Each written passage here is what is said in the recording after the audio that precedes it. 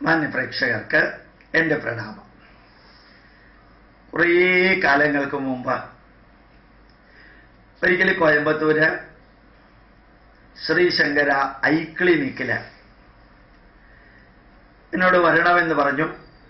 ശങ്കരാചാര്യരുടെ അനുഗ്രഹത്തോടുകൂടി കുറേ ദേശത്തിലെയും വിദേശത്തിലെയും ഡോക്ടർമാർ നടത്തുന്ന ഐ ക്ലിനിക്കാണ്. പൂർണ്ണമായും സൗജന്യമായിട്ട് നടത്തുന്ന ശ്രീശങ്കര ഐ ക്ലിനിക്ക്. ഞാൻ ചോദിച്ചു, എന്തിനാ വരുന്നത്?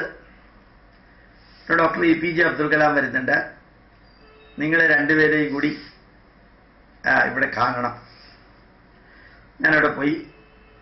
ഡോക്ടർ അബ്ദുൽ കലാം അവിടെ ഉണ്ടായിരുന്നു. ജീവിതത്തിൽ അവിസ്മരണീയമായിട്ടുള്ള ഒരു അനുഭവം.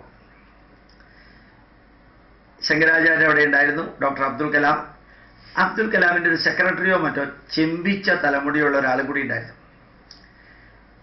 ഞാനും അബ്ദുൽ കലാമിനോടൊപ്പം ഉണ്ടായിരുന്നു. ഞങ്ങളൊരു മുറിയിൽ 4 പേര്.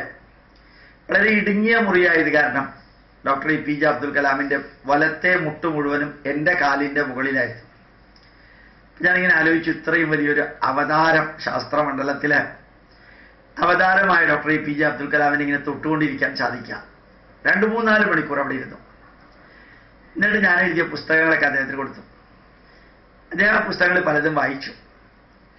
എന്നിട്ട് അദ്ദേഹം പറഞ്ഞു, ഇവിടെ സിങ്ക്, ലെഡ് എന്ന മെറ്റലൊക്കെ വൈദിക കാലം മുതൽ തന്നെ എക്സ്ട്രാക്ട് ചെയ്തിരുന്നു എന്നുള്ളതും ഡൽഹി അയേൺ പില്ലറിന്റെ കപ്പാസിറ്റി ഇതൊക്കെയാണെന്നുള്ളതും നിങ്ങളുടെ പുസ്തകത്തിൽ നിന്ന് വായിച്ച് മനസ്സിലാക്കാൻ സാധിച്ചപ്പോൾ സന്തോഷം തോന്നി, വളരെ സന്തോഷം തോന്നി.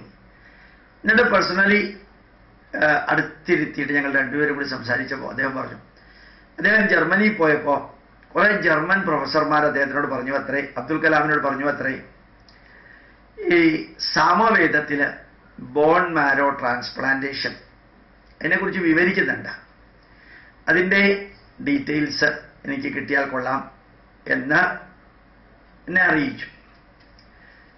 അപ്പം ഞാൻ പറഞ്ഞു, സാമവേദത്തിൽ അതിന് അങ്ങനെ ആ രീതിയിൽ വരാൻ സാധ്യതയില്ല, ഉണ്ടെങ്കിൽ തന്നെ അല്ല അഥർവവേദ മന്ത്രങ്ങളിലേ വരാൻ സാധിക്കുള്ളൂ.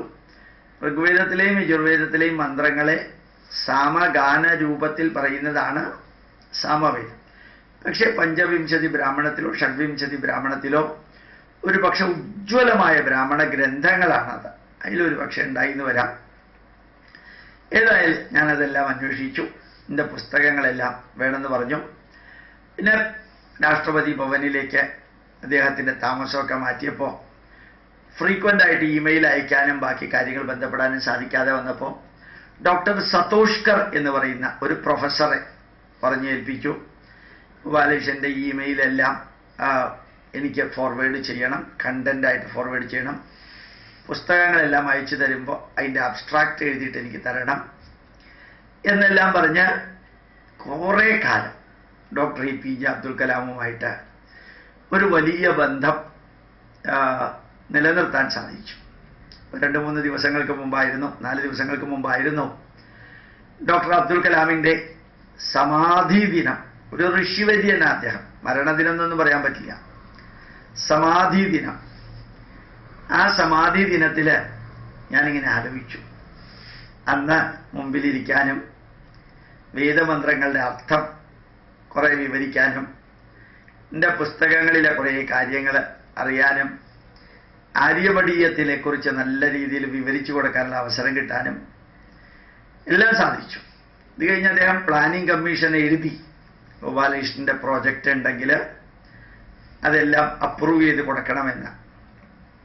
ഞാൻ പ്ലാനിംഗ് കമ്മീഷന് വലുതായിട്ടൊന്നും ആപ്ലിക്കേഷൻ കൊടുത്തില്ല. വലിയൊരു മഹാസാഗരന്മാരുള്ള പ്ലാനിംഗ് കമ്മീഷന് ഞാൻ കൊടുത്താലും വലിയ പ്രയോജനമൊന്നുമില്ല എന്ന് എനിക്കറിയാം.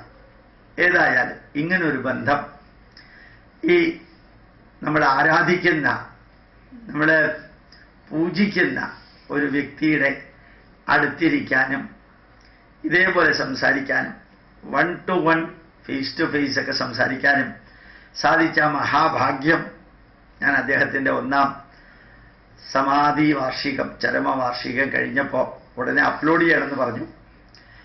പക്ഷേ കുറേ ദിവസം ഹോസ്പിറ്റലൈസ്ഡ് ആവേണ്ട, എനിക്കല്ല എൻ്റെ കുടുംബത്തിന്, എന്നപ്പോൾ ആ ദിവസമൊന്നും കറക്റ്റായിട്ട് അപ്ലോഡ് ചെയ്യാൻ സാധിച്ചില്ല. അപ്പോൾ ഇതങ്ങ് നീണ്ടുപോയതുകൊണ്ടാണ് ഇന്ന് അപ്ലോഡ് ചെയ്യുന്നത്. പ്രണാമം, നമസ്കാരം.